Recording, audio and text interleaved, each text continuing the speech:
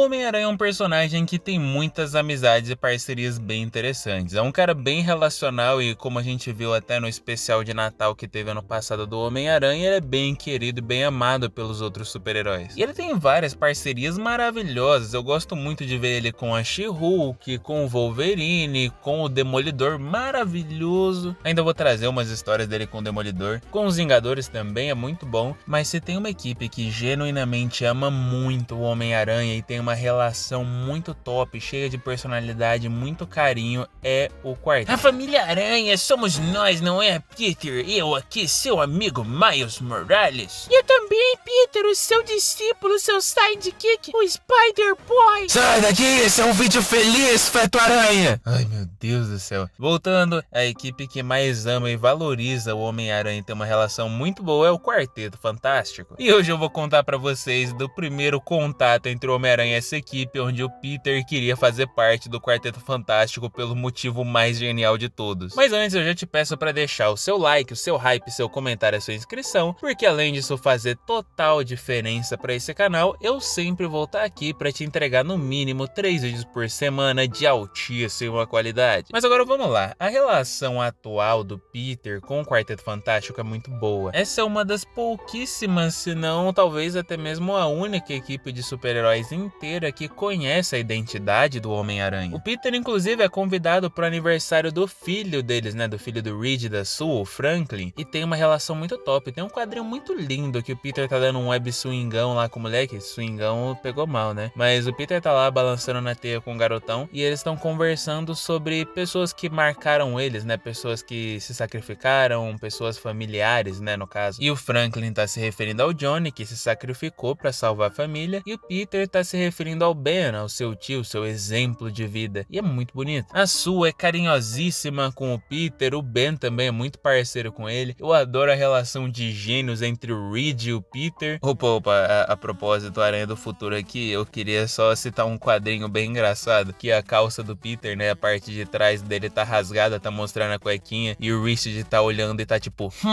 interessante. E ele questiona o Peter, perguntando por que ele não usa o material da teia, né? Pô, o Peter é um gênio, a teia dele é muito foda, por que ele não usa teia pra fazer o traje? E aí o Peter conta que a teia se desfaz em algumas horinhas, e se ele fizesse o traje feito de teia, meio que as pessoas iriam ver o tamanho dos seus grandes poderes e grande responsabilidade. Se é que você nos entende, né? Mas agora pode voltar pro vídeo. A relação do Peter com o Johnny também é muito maneira, eles têm uma amizade bem conturbada, o Johnny é meio desgraçado às vezes, mas o Peter também é de volta, então dá pra dizer que existe um certo equilíbrio. Mas antes, um ponto muito sério e muito importante, eu não tenho preconceito com cor, com gênero, opção sexual, religião, absolutamente nada, mas eu sou contra Peter Johniano, então é contra a minha religião ter amizade com pessoas que shippam o Peter e o Johnny. Deixa os dois na amizade, pegando alienígena no espaço, igual o Vomax ensinou. Aí, momento curiosidade foda,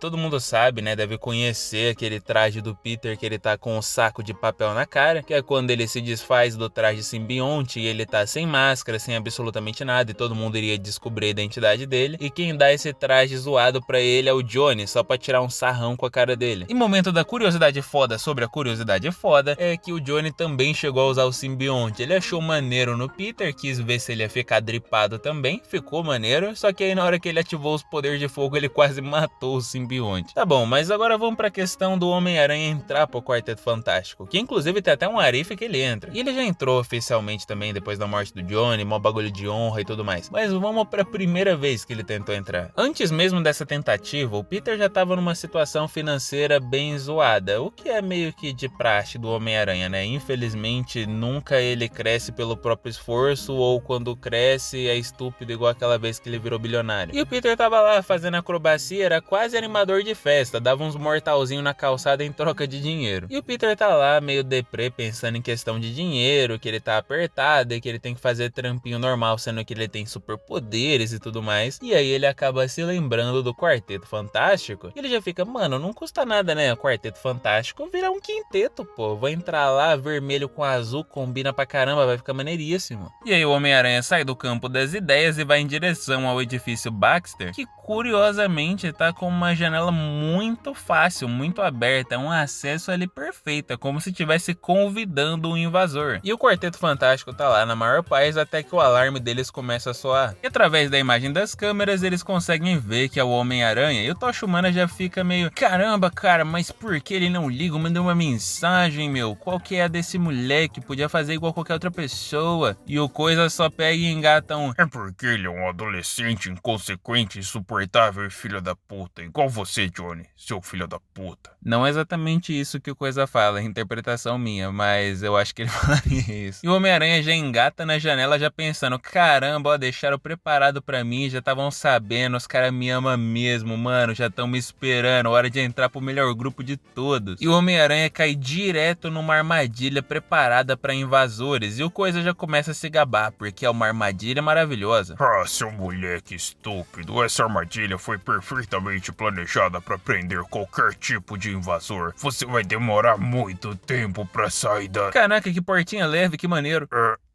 Moleque filho da puta. E aí o Coisa já mete um cruzadão de direita no Homem-Aranha, que aparentemente não causa muito dano. E o Peter já mete um, você tá batendo em quem, ô picolé do deserto do Saara? Ele também não mete essa, mas eu acho que se encaixaria bem. E o Homem-Aranha, com toda a facilidade do mundo, joga o Coisa em cima do Tocha Humana, falando que aparentemente eles esqueceram que estão lutando com um cara que tem a força proporcional a uma aranha. E aí o Pedro Pascal já chega cheio de ansiedade querendo pegar na bunda do Peter. Tire a roupa imediatamente, estou ansioso. O Reed fala pra parar um pouquinho porque ele não quer lutar ninguém, ele quer lutar e principalmente eles querem saber o motivo dessa briga, dessa luta inteira. E o Peter só mete um, lutando? Mas quem que tá lutando, cara? Você devia considerar isso aqui como um show, é uma exibição. Ele diz isso enquanto gruda as mãos do Pedro Pascal cheio de ansiedade. E o Ben já pega e usa aquele golpe que o Hulk tem no Marvel vs Capcom de enrolar o chão inteiro e jogar, e o Peter gruda na parede igual lagartixa. E o Ben começa a ficar tacando bullshit, né? Tacando merda aleatória em cima do Homem-Aranha, que desvia usando o sentido aranha, né? Que pra variar, né? Graças a Deus, nessa época ainda era funcional. E o Peter simplesmente mete uma teia elétrica pra cima do Coisa, deixando ele inutilizado. Deve ser o primeiro lugar da vida em que a eletricidade é forte contra a pedra. E o Reed, que tava cheio de ansiedade, se desfaz igual um fiozinho de macarrão e usa sua técnica especial contra o Homem-Aranha. Baseado de borracha. E o Homem-Aranha já faz uma pilastra de teia que acerta bem no meio dos ovos do Pedro Pascal, que no meio de uma crise de ansiedade joga suas duas bolas atacando o Homem-Aranha. Caraca, mano, você tá me atacando com seus ovos, filha da puta! Mas pra nossa felicidade, era só as mãos dele mesmo. Tá tudo bem, galera. E a nossa querida Mulher Invisível já chega querendo laçar o Homem-Aranha como se ele fosse um cavalão. E nessa época, só pra ninguém questionar aqui demais, ela não tinha ainda poder de campo de força nem nada do gênero. Ela era super nerfada. Tanto que a função dela nessa época era só espionagem. E ela tenta pegar o Peter, só que de novo o sentido aranha avisa e nada acontece. E ela puxa uma arma obliteradora de Homens-Aranhas e também não funciona, porque o Peter faz um escudo de teia. Mas como ninguém desiste de usar random bullshit contra o Homem-Aranha, eles ligam um ventilador. E o Peter fica lá curtindo, falando que tá bem refrescante, mas ele mete um monte de teia no ventilador e estraga o bagulho. E aqui eu sou obrigado a dizer, o Homem-Aranha já perdeu a mão, exagerou aí, se ele tivesse dado um soco na Sul, teria sido mais perdoável, porque numa época de calor dessas, você destruiu o ventilador de alguém, você é definitivamente um monstro. Mas aí chega a vez do Tocha Humana, que começa a fazer umas rodinhas de fogo ao redor do Homem-Aranha, mas mal sabia ele que o Peter dava mortal por cima de cachorro, então isso é o de menos. Mas ele genuinamente tá dando mais trabalho pro Peter, ele tá fazendo rodinha de fogo no chão, tá queimando o teto, destruindo a porcaria toda da casa deles, e ele do nada começa a lançar um monte de míssil de fogo pra cima do Homem-Aranha. E agora com vocês o show do milhão do Aranha Humana. O que o nosso querido Homem-Aranha fez pra lidar com esses mísseis de fogo? Alternativa número A, desviou usando o sentido aranha. Alternativa número B, não foi rápido o suficiente e foi atingido. E a alternativa letra 3, fez um taco de beisebol e rebateu ele. Se você chutou a letra número 3, ele sim fez um taco de beisebol e começou a rebater projéteis de fogo. Mas aí o Pedro Pascal finalmente supera sua ansiedade, dando uns pega ali na teta do Coisa e consegue atingir sua forma mais poderosa para impedir o Homem-Aranha. Modo Roblox.